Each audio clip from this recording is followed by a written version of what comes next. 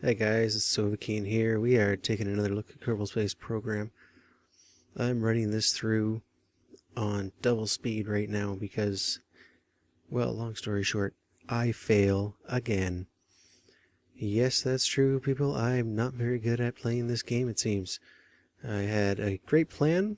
I thought I had great execution. I'm just watching myself take off here. Looking at this in my preview window. And up I go, up I go, up I go. And we'll cut over to in space. Here we are. Look at that. We are in space, and you'd think I'd be turning right now. Looks like we're up to nearly, what, 30 kilometers there? Yep, I should be turning, but I'm not for some reason. Oh well, I guess. What you gonna do, right?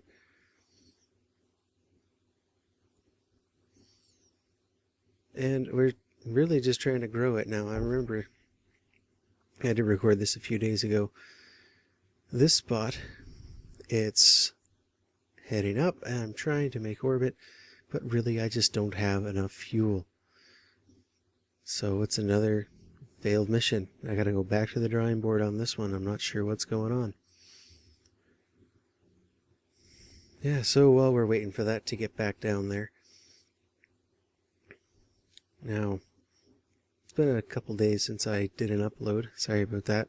I do want to be uploading regularly. But Scrolls came out, and I did a whole bunch of recording for that. And also, I've been learning to use this great rendering software and modeling software called Blender.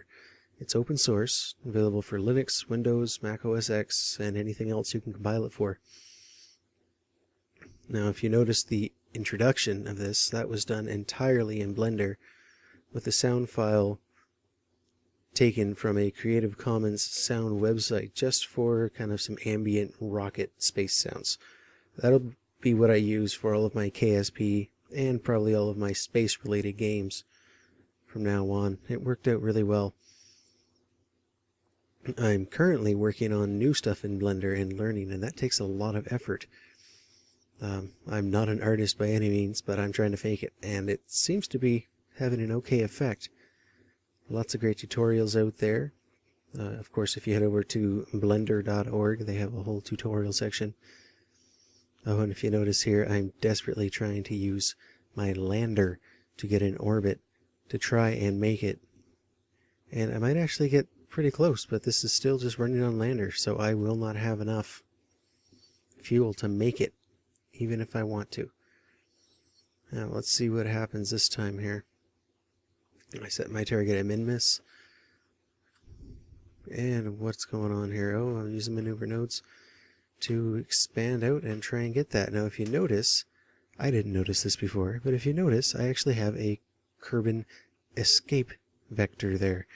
We don't want to escape Kerbal. Escaping Kerbal, very bad. Leads to a lot of big problems. But for some reason, I decide I'm going to take it anyway. I keep trying to fiddle with it, seeing if I can come up with a better situation, but it's really not working. So anyways, back to Blender. With all the rendering that I've been doing in my Blender training, I decided, hey, I have this virtual machine server with a whole bunch of Zen virtual machines on it. What if I set one up with 3 cores as a rendering slave?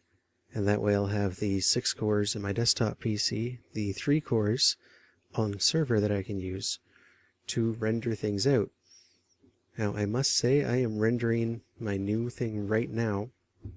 You'll see it. It's going to be a new introduction for the Scrolls videos and probably some other ones because it's really cool, I gotta say. And it's working out pretty good.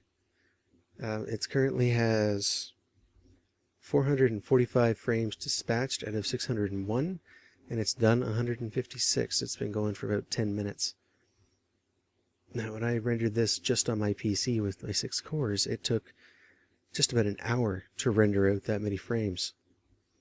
And I'm rendering it as a movie because it just works better that way. It's much easier to do. So, what are we doing back here? I'm still trying to do my burn to get me up. If you notice, it's not going down very quickly, and I really just won't make this. It's doing a horrible job, primarily because I'm only using those crappy little underpowered ion engines, which would be great for landing on minmus because you don't need a lot of delta V for that, but not so good. Oh, and I overshot. Great. But not so good for orbital maneuvering. It just doesn't give you the power, so I'll probably go to a nuclear engine, maybe add in another stage with a nuclear engine at a later date. Now, I'm pretty sure at this point I get flung out of the atmosphere, out of the Kerbal sphere of influence entirely, and enter the Sun sphere of influence, apoapsis and periapsis. Now, this is not looking good for our Kerbals. This is not looking good for them at all. You know how I enjoy getting my Kerbals home safely.